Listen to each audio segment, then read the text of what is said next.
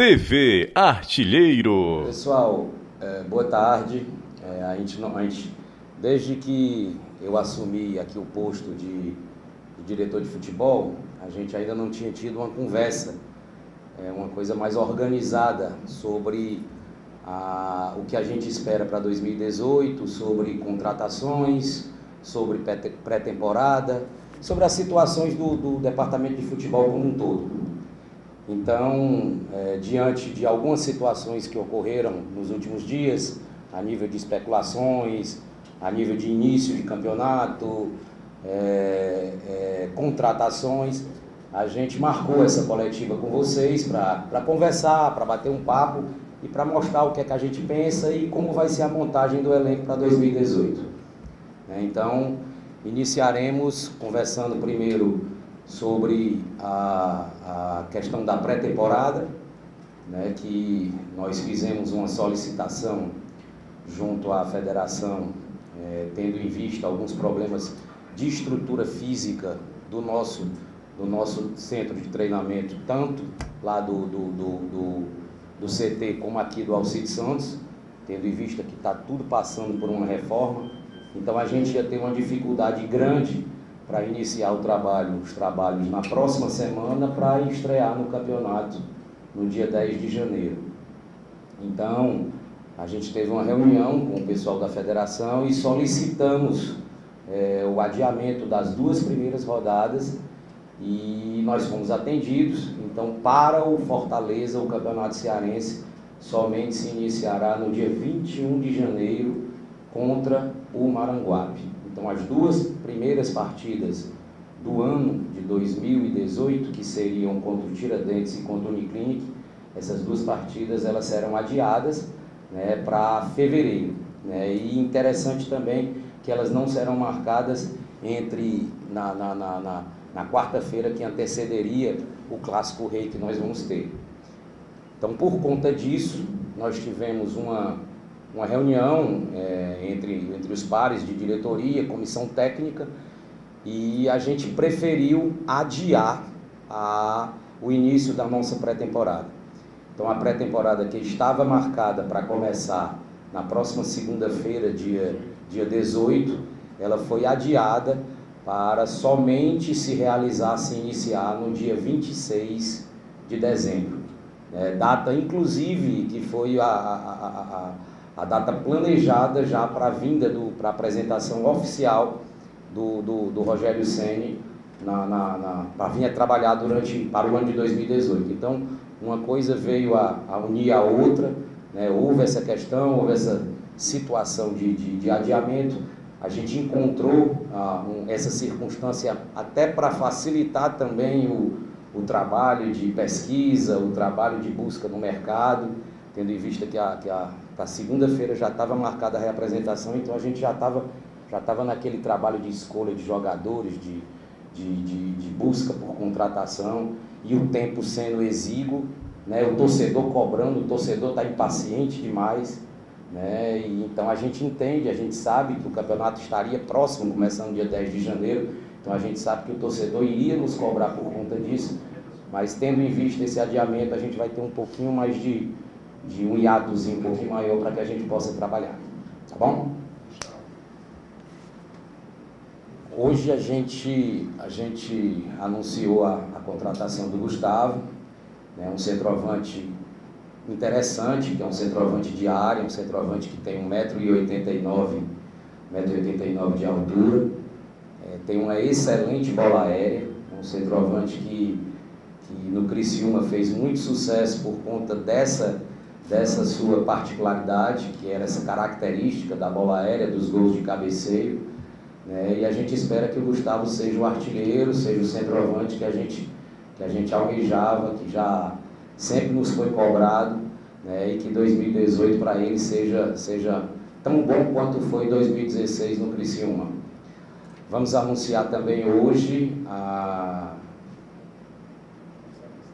a renovação de contrato do Lígia, a gente já está tudo ok, já mandamos o contrato de empréstimo, já veio lá do Oeste, já está tudo oficial. Então o Lígia é mais um jogador que renova conosco para 2018. Nós já estamos com a defesa praticamente organizada, a cozinha lá já está pronta, Roger, Líger, Adalberto, Bruno, Felipe, deve estar chegando mais alguém esses dias, né, para a gente calafetar aquele setor, provavelmente deve vir também laterais, né, e na medida que as coisas forem acontecendo, nós vamos passando para vocês.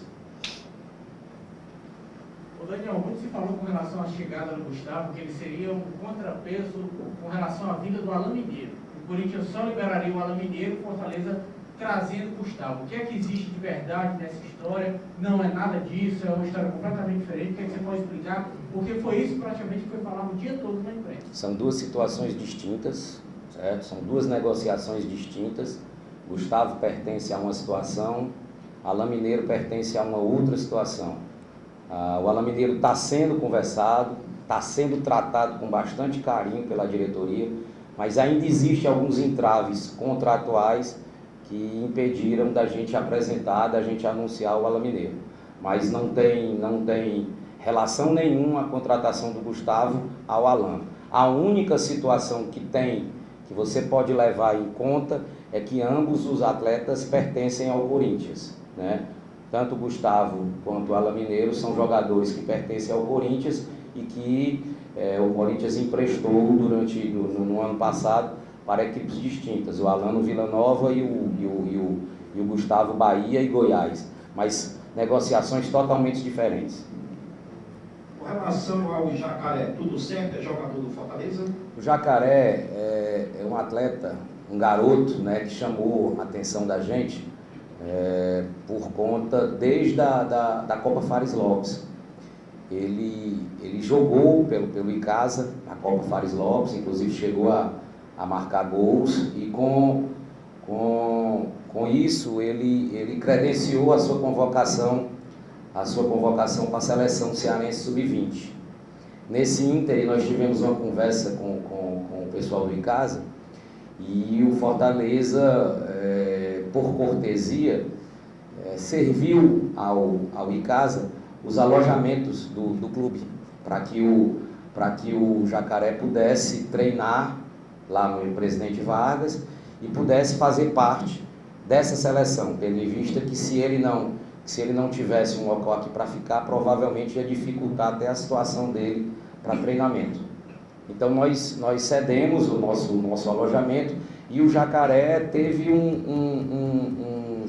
um desempenho satisfatório durante esses treinamentos, bem como chamou a atenção de quem participou, de quem foi para esse campeonato lá em Recife. Então fizemos um acerto com o Jacaré, fizemos uma parceria com o Icasa, né, durante 2 anos de contrato. O Jacaré vai ser cedido, será cedido ao Fortaleza, e aí a gente vai ver daqui para frente como é que ele se comporta. A oportunidade está sendo dada num grande clube, com holofotes, porque 2018 será um ano interessante para todo mundo, e a gente espera que ele atenda os nossos objetivos.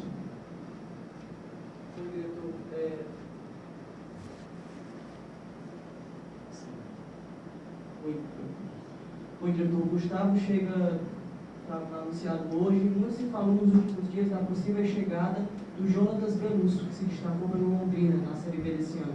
O Fortaleza está negociando com esse atleta, não vai mais andar a negociação por conta da contratação de um outro atacante, ainda interessa? Como é que está essa negociação? Na verdade, eu entendo que Jonatas Belusso e Gustavo têm características e perfis totalmente diferentes. Então, não é porque veio o Gustavo que não poderá vir um outro atacante. A situação Jonatas Belusso é porque o atleta é vinculado a um clube na Arábia Saudita. Ele saiu do Londrina, né? Saiu do Londrina e foi para este clube. Então, o que é que está acontecendo? Existe uma situação contratual, uma série de burocracias, né, que a gente precisa vencer para que a situação seja concretizada. Mas teve uma conversa, teve uma sondagem, vamos aguardar os próximos acontecimentos para ver se tem um final feliz com relação a ele também. Doutor Daniel, você poderia acrescentar na viagem de ontem do Marcelo Paes, se você pode revelar algumas situações de contratações e patrocínio hoje aí? Com relação à questão de patrocínio, Ivan, eu não posso adiantar nada porque não é a minha parte, né? Não é a minha seara. Eu não participei de nenhuma conversa com o Marcelo acerca disso, né? Marcelo foi para resolver algumas situações pró Fortaleza e teve uma reunião lá no Corinthians, né? Todo mundo sabe que o Gustavo foi contratado e o Gustavo era jogador do Corinthians. Então o Marcelo teve essa reunião lá com o Corinthians e também teve uma tratativa com o presidente André Sanches para conversar acerca da vinda do Alain Mineiro.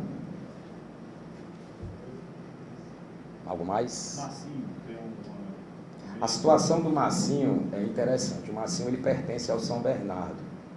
E o São Bernardo emprestou o Massinho ao São Paulo. O contrato de empréstimo do Massinho com o São Paulo se encerra agora em dezembro. E as informações que a gente tem é que o São Paulo não pretende renovar.